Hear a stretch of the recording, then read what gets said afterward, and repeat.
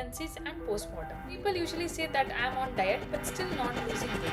We plot the arguments. We will learn about the human body and human mind. Does microwave food lose nutrition? How connected are the emotions and diet?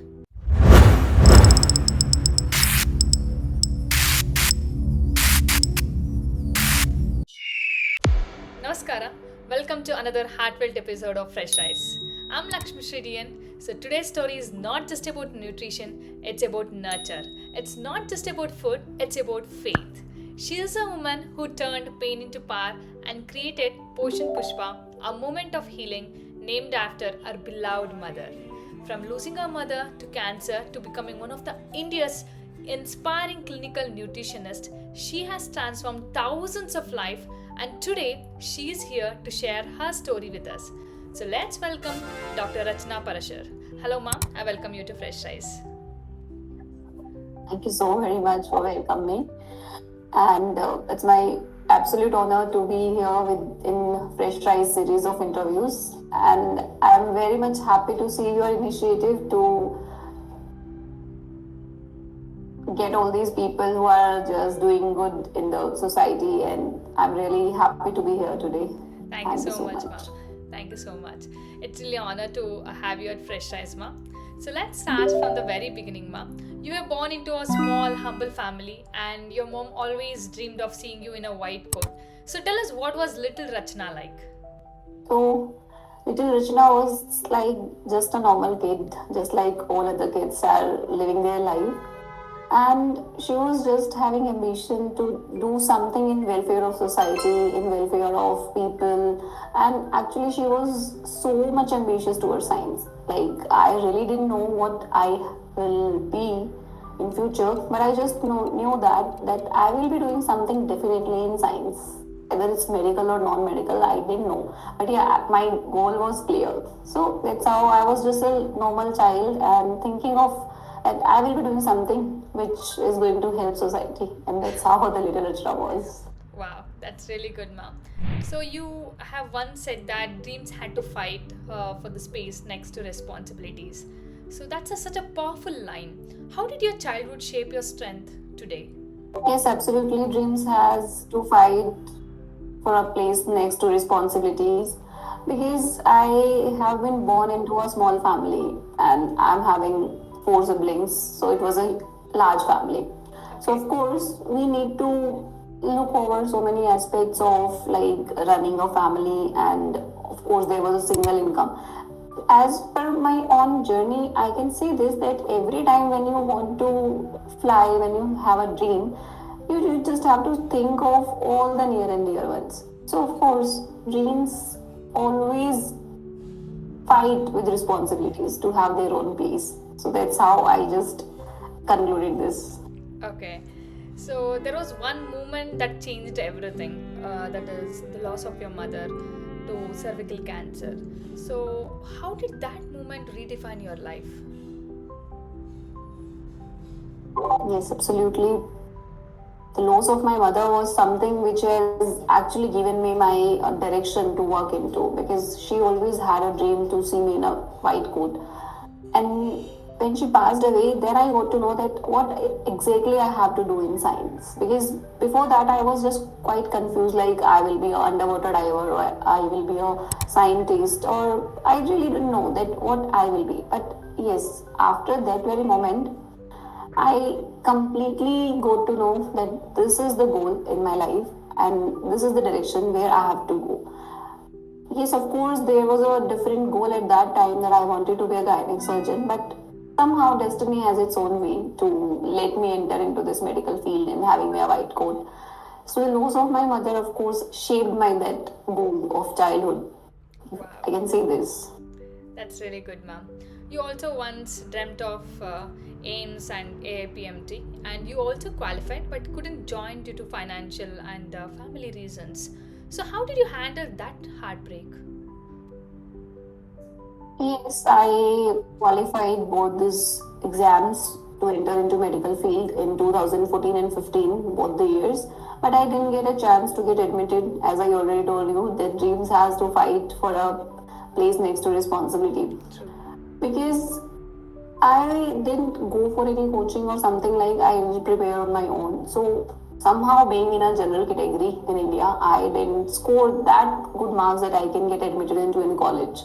So that was a very difficult moment for me, because coming back from a counseling session and you didn't get a place to enter into. So of course that actually gave me, like, left me disheartened, and I completely changed my moment, my goal from then very that very time onwards, that I will not be attempting that exam anymore, because I was very much limited about my timeline. I have to be something, but within a time frame.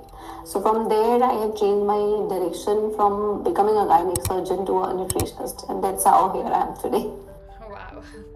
So you just mentioned that you wanted to become a gynecological surgeon, but destiny had another plan. So from medicine to nutrition, how did you discover this new path? Yes, initially it was just one option for me, because I wanted to serve people through medical, because I wanted to wear a white coat. I didn't know how and in which category I will be doing this, but yes, I was very clear. But later on, after when I started studying about nutrition, so I got to know that even becoming a doctor or surgeon, this nutrition field has something more to serve people, because by the principles of nutritional science, we actually help people not to get those painful treatments, those surgical methods, and we can prevent so many diseases to grow or build in a person, either it's a male or female. That earlier I was having a dream to actually go with a particular gender, because gynec surgeon would be of course serving females. But later on, after this, I got to know that I can actually help people of any gender, of any age. Instead, nutrition has the power to even overcome anything. So that I got to know after coming into this field, and I really loving my work and my field which I'm doing it too. Wow, Yeah. that's really nice. So, when you interned at RML Hospital during the COVID 19 pandemic, the word wasn't course. What did you learn about the human body and human mind during that period of time?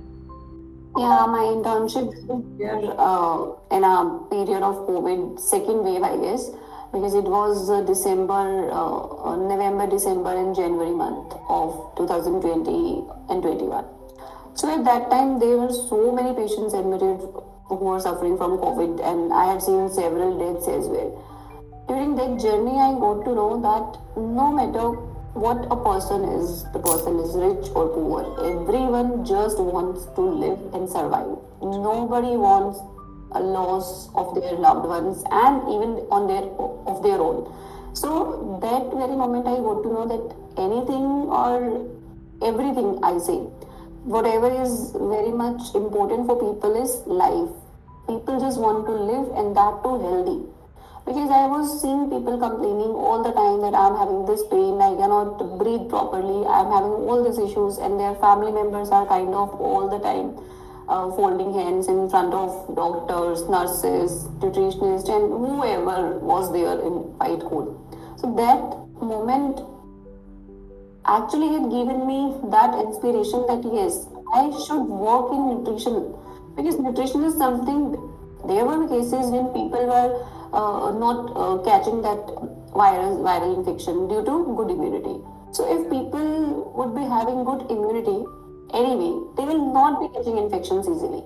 So that's how nutrition can do wonders, because immunity boosters or anything in medical field or whatever we can say in drugs or medications will be having certain side effects as well. So we cannot guarantee that. But yes, with the help of nutrition, if their immunity has been built, things will be very much good.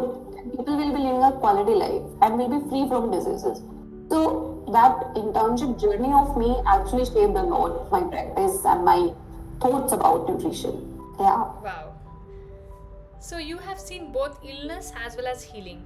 So, do you believe that nutrition can truly reverse diseases like diabetes or thyroid or PCOS? See, all these diseases which you named are actually lifestyle diseases. So as and when we will be turning our lifestyle again into a not so normal and into bad habits or something like that, so of course there are chances that you will get those things again. Nutrition can actually regress lifestyle problems, because when you will be eating good, you will be healthy for like if you have eaten one day a good food in all your meals, so for next 7 days you will be very healthy. So that one day nutrition is giving you 7 days good health. So until the time you are following a good lifestyle, good nutrition, and having all the very clean eating habits, then of course a person can have regression of their conditions of lifestyle diseases. There are certain diseases which can be reversed with nutrition, but they are not the lifestyle ones. So yes, nutrition has a power to heal people, to actually give a management to certain illnesses. And yes, with nutrition, a person can live certainly a very good life and a very long life. You can see the Japanese people who are known for a very longevity population, right? Okinawa people. They are having their nutrition well sorted, and that's how they are living well. They are doing good, and there are no any health conditions population. All the scientists are keen to know about their habits. So yes, nutrition is very bad. Okay. Do you think people today are more stressed than unhealthy, and that is what making them sick? Yes, absolutely. People are so much stressed nowadays, and due to that stress, they are getting a lot of illnesses. Because whenever a person is having stress, then there is a cascading of fight and flight response in the body happens. And stress, if it is physical or if it is sudden, then it will be actually leaving a person back into normal state after maybe a few hours or few like certain days, like a couple of days. But when people are having general mental stress, which is not very sudden, not very intense, and it's just like everyday basis, those feelings we like generally we people are nowadays having a lot from so many things, maybe the social media or maybe their work culture or maybe their family issues, so that chronic stress is increasing and activating this fight and flight mechanism to a level which is not giving you any symptoms even, but instead it is giving the chronic inflammation, silent inflammation. And ultimately, we are falling into the trap of all those diseases which are metabolic in nature. Just like you can say, even diabetes, PCOS, thyroid. So many patients are coming up for like with hypothyroidism in their 20s or 30s or 40s. And the reason was simple. They had started taking a lot of stress due to work, due to their near dear ones, due to whatsoever conditions are there. So yes, stress is also inviting a lot of medical conditions. And it's nowadays in this current generation or population, I would really say that it is stress which is giving so many diseases. Okay. Yeah. Since you studied clinical psychology too, you understand that healing starts in the mind. How connected are the emotions and diet? Yeah, emotions and diet are absolutely connected with each other. There is also a gut brain axis, and which is vagus nerve connection, which is a direct connection of the gut. And gut is something where all our nutrients are absorbed and turned into the healthy molecules, which are going to give a good health to us, keeping us happy. So, of course, our eating habits and mental health is connected so deeply, and it's in the bi-directional relation. If you are eating good, you will be feeling good, but if you are feeling good, then also you are eating good, because a person who is constantly into sadness or any anxiety or any depressive state, they are more tend to finding their comfort in eating. They are more into certain eating habits, and they are fully fledged dedicated diseases as well, which are called as eating disorders. People who are having stress, not having good mental health, they are turned anorexic nervosa, they are turned as bulimic nervosa, and they are turned as even ortho. And one term is called as something related to when people are so much after into building their muscles, which is generally found in males. So yes, when a person is stressful, they just find a comfort in eating. So the bidirectional relation is always going on. When a person is coming to us for any nutritional therapy, we have to counsel them. We have to give full-fledged 40-50 minutes to a person and counseling them, because everybody knows what to eat, but nobody accepts that. And there comes a role of psychology, that we have to psychologically make agree the person to understand the role of nutrition, role of diet into their life, into their body. So yes, without each other, both these fields are completely, you can say, not complete. True. Yeah. Okay, so people usually say that I'm on diet but still not losing weight. What's going wrong with them? Yeah. This is a very important question, because so many people are nowadays doing dieting and Yeah. they are not getting results. Reason is simple: people know what to eat, but they just don't know when to eat and how much to eat. Simply giving a good nutrient is not going to give you good results, for sure. And weight loss nowadays is such a hype thing that people just don't forget about the importance of weight, right? At every age, there is a specific weight which has been like denoted at a physiological state. Also, we are having our set point. So every age brings about certain changes into weight. A person cannot be as exactly he or she was into their 20s or into their 30s and now in their 60s, right? True. 40s brings different change, 50s bring different change, 60s bring different change. We need to accept and embrace those changes. So, because weight loss is so much hyped, people can go up to any length, right? They just want that we want to look thinner, slimmer, and we want good numbers on our weighing scale. And in terms of that, they just want a magical ingredient. They just keep asking. So many people are coming to me and they're asking, "कुछ ऐसा बता दो which can actually help me in losing weight." कोई भी एक ऐसी चीज I can follow that absolutely without any you can say fail, but they just forget that it's not about the ingredient, it's about calories intake, calories out, like calories outgoing. So there should be a flux maintained in and out of calories. So that is the common mistakes. Even so many nutritionists nowadays who are not having enough experience, who are not doing well enough in their clinical practices, are failing to plan such diets. So people on diet certainly must be following good ingredients, but not maintaining their calories, and ultimately they are failing into getting their results. Got it. You have helped so many women with PCOS, thyroid, and hormonal imbalance. What are some common diet mistakes women makes during pregnancies and postpartum? So during pregnancy, females have the biggest fear of gaining weight, and also they have seen their mothers or grandmothers or great grandmothers that after childbirth they fail to lose that weight, shed that weight.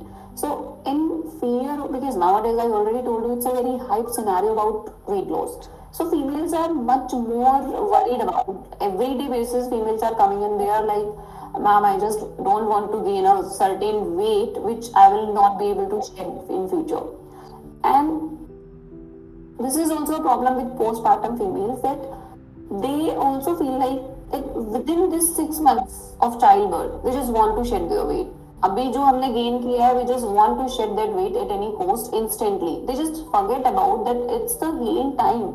This time also your baby requires your body, your support at the same level during the which was like wanted in the pregnancy period. So of course females are just doing this blunder in their pregnancies and also in their postpartum phase of worrying so much about their weight. They should not focus on that weight. Of course, if it is a very drastic increase in weight, like there are females who start gain weight in the first trimester itself, then they need to maintain their calories, they maintain their body shape and weight, but not in the second trimester end. So this mistake, if they will stop doing, then ultimately they will be giving birth to a healthy child. and not to a malnourished or unhealthy child. Low birth weight is very risky for the life which they are going to give birth. Yeah. What happens to our metabolism as we age, like especially if you consider between 30 and after 40? Can diet really slow the aging process? Diet is absolutely that part. Maybe you have seen so many celebrities' transformations that they are not looking like what they were looking earlier in their 30s or 40s, right? So, even normal people are also nowadays posting their videos, 30s and 40s comparison. I was not looking good enough in my 30s, but now in my 40s. So, that's all the power of nutrition, right? Whatever the nutrients are there in your food, they are being even chemically synthesized and taken out from the natural food into certain pills, and that's how people are now taking maybe the beauty treatments or maybe certain other cosmetological or therapeutic treatments as well. But yes, if a person is following a good nutrition in their 20s, in their 30s, in their 40s, certainly by the God's grace, if they are not hitting with any accident, then of course they can live up to 80, 90, and even 100. You can see the example of Milkha Singh, right? Yeah. Even in his 90s, he was like way more stronger and powerful than the people, than the males who are so-called there in 30s or 40s. So that's all the power of nutrition only, right? So nutrition has literally that power that it can stop any fast changing age. Okay. Till how many months should a mother breastfeed? Yeah, it's a very tricky question actually. So nowadays, considering the busy schedule, females are hardly even breastfeeding for 6 months. But to a good, for a good health of a child, breastfeeding should be for up to 2 years. I really believe in this practice because if we see our parents, our grandparents, we can see completely the mothers were feeding the kids for maybe even 6, 5, 4 years, and that's how they're, because mother's milk has certain nutrients and the type of protein and antibodies which no any food can compare. So mother's milk is given whatever the age, it is just letting the organs shape very well enough. So considering today's busy schedule, a mother at least should breastfeed their child for 1.5 year minimum. Okay, is it safe to breastfeed the first child even after giving birth to a second baby? Yeah, it is safe, not very, you can say, critical sort of things, because you can see all the type of families are there where only hardly 1 year gap is there between two kids. So the other kid also is not getting enough nutrient due to the second baby birth.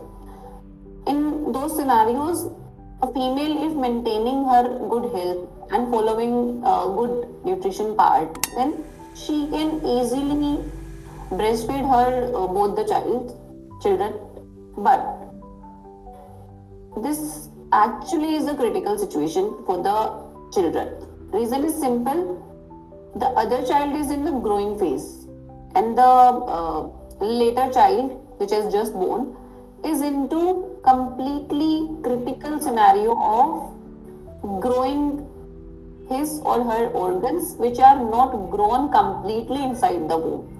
So his requirements are also important, and the other child's requirements are also important.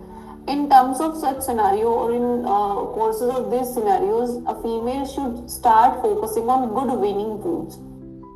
She can breastfeed the other child, the elder child, for once or twice a day, but making sure to fulfill his requirements from the food she is giving.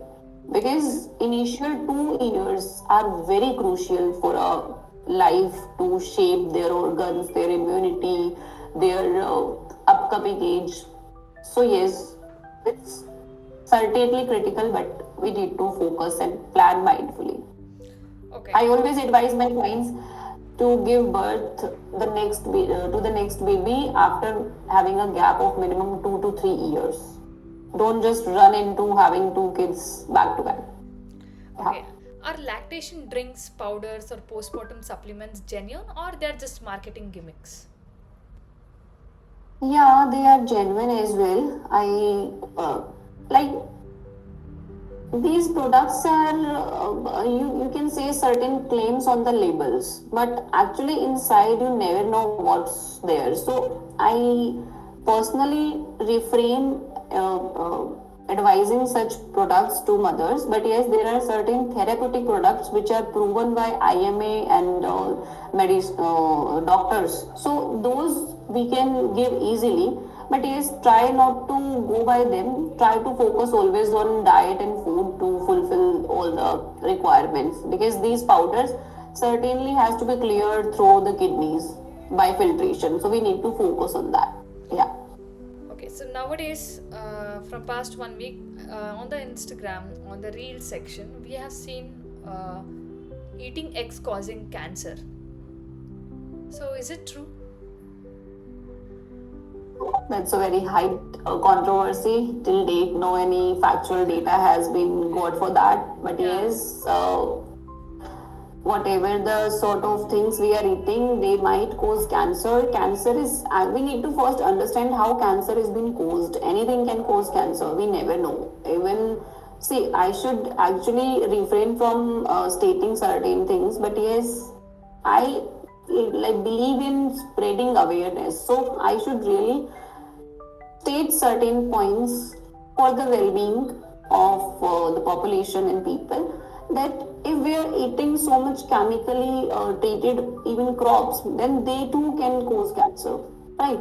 And you just need to see that how increasing demand of eggs is there in India or in every country, because egg is termed as very clean protein and very highly absorbed protein. So everybody, and even it's also a good choice for people who are claiming themselves as vegetarians. So it can be eaten by any sort of population, non-vegetarian, vegetarian. Like there are people who are saying we are just vegetarians.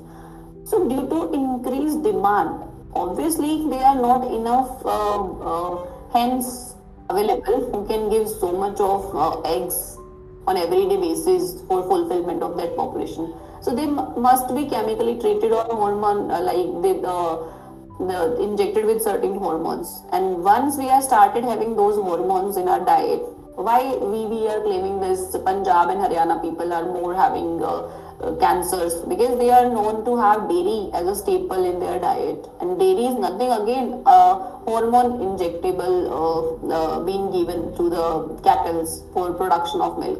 So that's how they are also more prone to cancer. So similar to that, may or may not be this. I can say that eggs cause cancer, because still certain researches are needed for this. I cannot completely increase one more fear in people by saying this, that yes, eggs are causing cancer. Okay, is soya really dangerous for hormones or it is just wrongly blamed? It is just influencer sort of knowledge that it is bad for hormones. Soya bean is a plant product, firstly, and all our hormones are completely purely related to our body. And for males, soybean is completely safe if it is only soybean, not any processed maida, or you can say this semolina processed one, just like chaps or maybe chunks or something flattened surfaces or products of made from soybean. Because of those things, where like people are fond of having soya chaps. Chaps are having issues because they are processed a lot. They are having nothing but maida into it, and that is hampering and damaging our hormones. Otherwise, the estrogenic component found in soybean is in the phytoestrogen, and this needs certain chemical reactions to convert into human estrogen form, and which is eventually after converting into estrogen will be very limited or minimal, which will not going to give certain effects on the hormones. It's just the inactivity of the male, it's just the sedentary lifestyle and junk eating and maida eating of the male which is hampering the hormones, not the soybean. Soybean purely is not the issue. When you just told about maida eating, I just got this question. Since I take classes for online students from US and Australia, usually whenever I ask them, what did you have for breakfast, what did you have for lunch, just as a normal talk, they usually say that I had sandwich, I had bread or bread omelette, something like that. So it is almost like in a week, 3-4 days. So definitely, again, bread or those sandwiches are made up of maida. So don't you think that is unhealthy? And but still they are very healthy. But we in South India, we Yeah. try to eat lot of veggies, ragi, millets. We try to include everything in our diet. Actually, confectionery items are also not so much prescribed by me as well in my practice to my clients. I specifically tell them not to have them, not because of maida, only because of the preservatives and the trans fat into them. The confectionery items are having a good enough shelf life. That shelf life is only possible with the help of trans fats, which is being added into that with the metal addition, right? So that metal is not good for your hormones, not good for your immunity. Along with those trans fats, when broken, is going to disturb your lipid cycle, right? And of course, this maida, which is killing our hormones like no any other thing in the world can do. So yes, confectionery items are not a good thing, but yes, there are certain different products which are claimed them to be having like complete fiber-rich flours into them. So we can go by them. And if a person is very fond of consuming breads, then once in a week or twice a week, it is safe to be taken, Okay. provided that we are having good enough nutrition along with that, and also we are having good enough activity in our day-to-day life, then bread's effect can be minimized. But otherwise, there are certain different brands like sourdough breads and certain these whole wheat Whole breads. wheat breads. I cannot say that all the brands are following the guidelines. Sometimes it's just the packet which is claiming, but inside it there is something different is served to the people. So yes, we need to focus on, like, we need to make a balance with our taste buds and with our body needs. So I will not say that bread should be completely avoided by a healthy individual. They can have it. I sometimes also give to my clients as well 3 times a week breads. Not an issue with that, but I am just managing the things with other sort of ingredients later on during the day. So Does this is again the choice based on your own thinking and knowledge. okay. So does microwave food lose nutrition or it is becoming harmful? No, microwaves are not harmful for our body actually.